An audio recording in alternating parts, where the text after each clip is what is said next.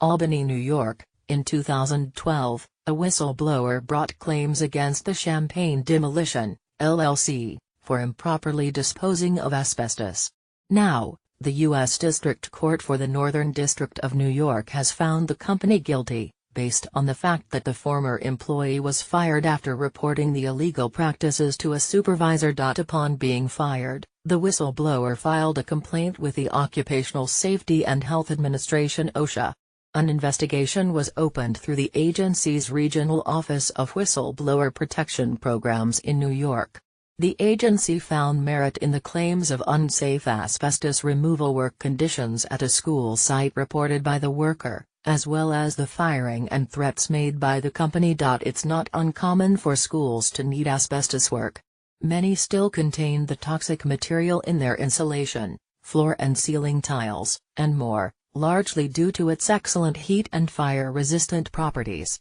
Unfortunately for many students this year, back to school meant back to asbestos. According to OSHA Regional Administrator Robert Kulik, every worker has the right to report potential safety and health hazards without fear of harassment, termination, or retaliation. It was ruled by the program that the company owner Joseph A. Champaign did indeed discriminate against the employee with retaliatory acts in violation of OSHA Section 11C. We are pleased with the jury verdict and the judge's ruling to hold this employer accountable for violating the employee's rights, said Kulik. Due to the nature of the job, construction workers are often faced with toxic substances such as asbestos while in confined spaces. This greatly contributes to the group being the most hazardous of all land-based occupations and second only to the fishing industry overall. A surprising 17% of construction injuries are due to exposure to toxic materials, the deadliest of which is asbestos.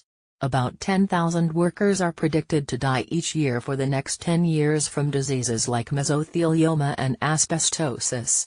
These diseases are exclusively caused by working with or around asbestos without adequate protective measures. The U.S. District Court has ordered Champaign to pay $103,000 in back wages, $20,000 in compensatory, and $50,000 in punitive damages to the worker. According to New York Regional Solicitor of Labor Jeffrey S. Rogoff, this jury verdict and the judge's ruling on this case underscores the Labor Department's commitment to ensuring that the law is followed and employees' right to a healthy and safe workplace is maintained.